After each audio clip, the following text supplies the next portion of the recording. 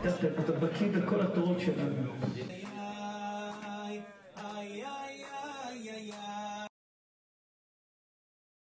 Beshem Hashem Naaseh V'Natzliach, je vais vous parler de juger son prochain du bon côté. C'est quelque chose qu'on entend souvent. Le Bertinora, il dit dans Pirkei Avot, quand sur la Mishnah qui nous dit tu dois juger ton prochain du bon côté, tout juif, Kein Chazaka, c'est-à-dire que c'est quelqu'un, t'as pas entendu que c'est un voyou qui fait la lutte contre la Torah, eh ben tu dois le juger du bon côté. Tout juif et juive, et les juives entre elles aussi. Et ça, c'est quelque chose qui est pas du tout facile à faire. C'est pas du tout facile à faire. Il y a des fois, on voit des choses qui nous contrarient. Regardez la vidéo ici, dans laquelle on dit que des fois, en regardant et en jugeant du mauvais côté son prochain, en fait, on se juge nous-mêmes. Je ne vais pas en reparler maintenant. Mais maintenant, qu'est-ce que ça va nous apporter? Bien sûr, nos chachamim nous disent, tout celui qui juge son prochain du bon côté, eh bien, Akadosh Baruch Hu aussi va le juger du bon côté. Très bien. Alors, ça va nous servir, parce que maintenant, on est dans Elul, on approche de Rosh Hashanah, c'est mieux pour nous qu'Hachem nous juge du bon côté. Très bien. Maintenant, on va voir jusqu'où ça va, jusqu'où ça nous exigeait, et qu'est-ce que ça peut nous apporter? Ça peut aller très, très, très, très loin, et le Rav Yoshua Pinto cite beaucoup cette Gemara que je vais vous lire maintenant. Shabbat, en page 127. La Gemara raconte la chose suivante. Il y avait un employé qui vivait dans le nord. Il est descendu dans le sud d'Israël travailler chez un homme riche qui avait des terres. On ne dit pas les noms pour l'instant. Vous allez voir qui c'est. Et donc, à la fin de chaque mois, cet employé disait à son patron, il dit, écoute, mon salaire, t'es gentil, garde-le, donne-moi un tout petit peu parce que je dois m'acheter à manger, je dois m'acheter des habits, je dois m'acheter de quoi me loger. Mais tu gardes, 90% tu gardes, ok? Il n'y avait pas de banque à l'époque, donc la meilleure façon, c'est qu'il reste chez son patron. Et donc, il a travaillé comme ça pendant 3 ans. Très bien. Au bout de 3 ans, une veille de Kippour, il n'a pas vu sa famille pendant 3 ans. Il a travaillé dur, il n'a quasiment pas touché d'argent. C'est lui qui a voulu. Mais il a quand même une belle somme qui l'attend chez son patron, qui est là et qui doit être à sa disposition. 1 ou 2 jours avant Kippour, il dit à son patron, écoute maintenant, est-ce que tu veux bien me donner mes 3 ans de salaire, hein, on a des comptes ensemble, tu veux bien me donner mes 3 ans de salaire? Je dois aller maintenant, je voudrais passer les fêtes avec ma famille, Kippour, Soukot, j'ai des enfants, et je veux aller avec mon salaire, c'est pour ça que j'ai travaillé depuis 3 ans, je dois nourrir ma femme et mes enfants. Alors, son patron lui dit, je suis désolé, j'ai rien, je ne peux pas te payer. Bon. Alors l'employé lui dit, bon, écoute, ok, bon, déjà dans l'immédiat, puisque je m'en vais ce soir, est-ce que tu peux me donner un peu de fruits? Je vais pouvoir les vendre, je vais rentrer avec un petit peu d'argent pour qu'on puisse passer les fêtes en famille. Normalement, on verra. Il lui dit, non, j'ai même pas de fruits. Alors l'employé lui dit, est-ce que tu as une terre? Un morceau de terre, un lopin de terre, que je puisse donner en gage, ou même vendre rapidement, et avec cet argent, je récupère mes 3 ans de salaire. Ou au moins je me engage, je récupère un peu d'argent, et je puisse passer les fêtes en famille. Et il dit, non, j'ai pas de terre à te donner. 3 ans de salaire, c'est important quand même. Alors il lui dit, est-ce que tu peux me donner des animaux? Je les revends. Tu me donnes quelques vaches, je les vends rapidement, et je récupère mes années de salaire, ou je récupère de quoi déjà passer les fêtes. Il lui dit, j'ai pas. Est-ce que tu peux me donner des bijoux, des biens que je puisse mettre en gage et récupérer un peu d'argent? Peut-être pas mes 3 ans de salaire, mais au moins récupérer un peu d'argent. Il lui dit, j'ai pas. Qu'est-ce qu'il fait cet employé? Il prend ses affaires et il rentre chez lui. Et il arrive chez lui sans rien. Après 3 ans de travail. C'est dur, non? C'est dur. Il dit rien. Il dit rien. Pendant Chol HaMoed Sukkot, qui vient?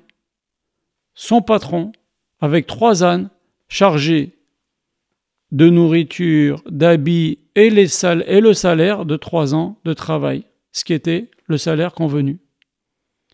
Alors, il le reçoit bien, il le reçoit dans sa souka.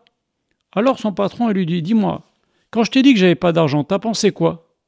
La personne lui dit, j'ai pensé que tu avais peut-être acheté quelque chose dans l'urgence et tu t'étais défait de toutes tes liquidités. C'est pour ça que tu pouvais pas me payer mon salaire.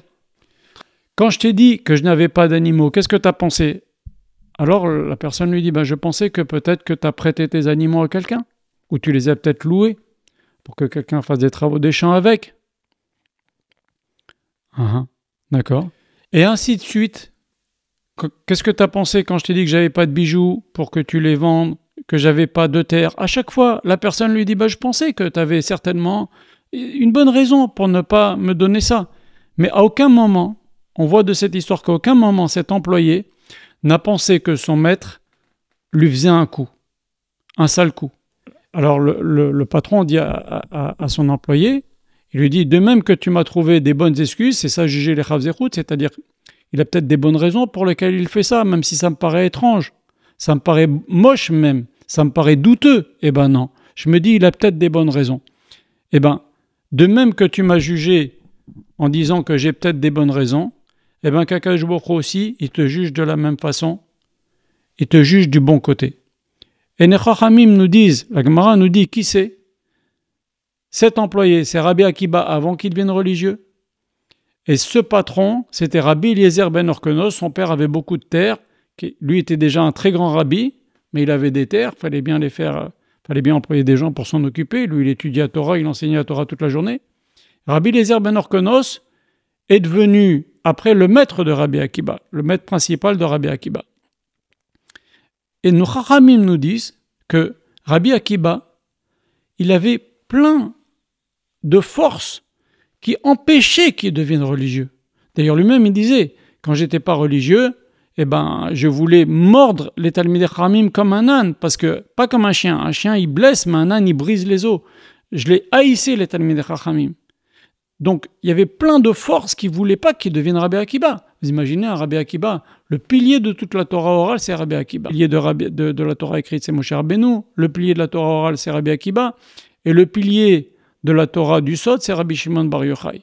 Et donc, il y avait des forces qui ne voulaient pas que Rabbi Akiba devienne religieux, parce que tout ce qu'il va faire, il apparaît presque dans chaque page de la Torah orale, Rabbi Akiba. Il est partout. Et tous les autres que l'on cite dans la Torah orale, c'est les élèves. Rabbi Shimon Bar Yochai, Rabbi Meir, Rabbi Yehuda Bar Ilai, etc. Regardez le cours que j'ai donné ici sur Rabbi Akiba. Donc, il y avait des forces énormes contre Rabbi Akiba pour qu'il ne devienne pas religieux. Et à partir du jour où son maître lui a dit, de même que tu m'as jugé du bon côté, Akadosh Baruch Hu te jugera du bon côté, toutes ces forces-là, Akadosh Baruch Hu, il les a dégagées.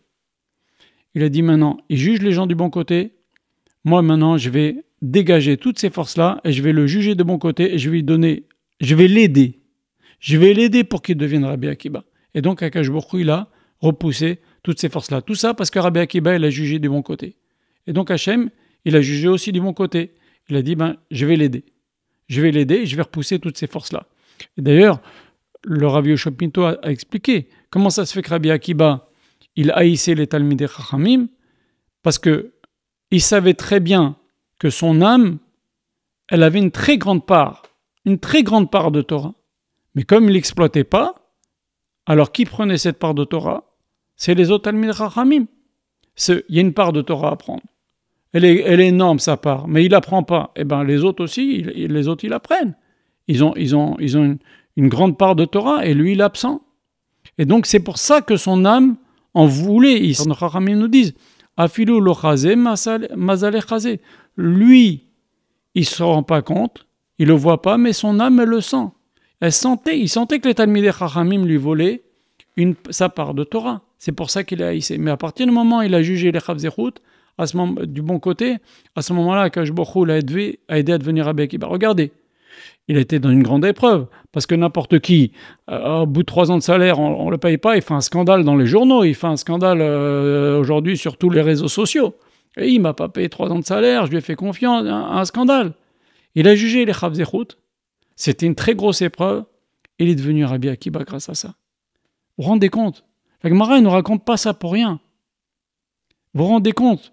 Donc, nous, à savoir quel potentiel on peut avoir, eh bien, Akadosh Baruch Hu, il pourra nous aider à révéler notre potentiel, à faire sortir notre potentiel, si nous aussi, on juge du bon côté. C'est ce que nous apprend cette Gemara. D'ailleurs, regardez, quand Avram Avinu, il a fait la Kadat Yitzhak, qu'est-ce que lui dit Hachem? Il dit « Ata yadati ki ere Elokim ata » Je sais maintenant que tu crains Hachem. D'abord, Hachem, c'est le futur. Donc, qu'est-ce que ça veut dire qu'Hachem lui dit « Je sais que tu me crains ». Mais il savait déjà avant qu'il allait réussir cette épreuve, etc. Ah non, non, non, c'est pas pareil. Quand on sort le potentiel dans les faits, c'est une autre dimension. Je sais que tu crains Hachem, je sais que tu es capable, mais maintenant, montre-moi dans les faits. Et une fois qu'il a fait la Kedat Yitzhak, Hachem lui dit maintenant je sais que tu crains Hachem. Mais avant c'était que du potentiel. Maintenant c'est des actes. Et donc on a un potentiel. Quand on juge les gens, les Chavzechut, Akadosh Baruch Hu, il peut nous aider à sortir ce potentiel. Voilà. Et bien sûr il faut nos efforts, il faut notre prière, etc. Mais l'importance de juger les Chavzechut, ça nous fait être bien jugés à Rosh Hashanah, mais plus que ça nous permet à nous de grandir dans beaucoup de domaines parce qu'Akadosh Baruch Hu va nous aider, il va aussi nous juger les Chavzechut. Voilà, qu'Hachem vous bénisse tous.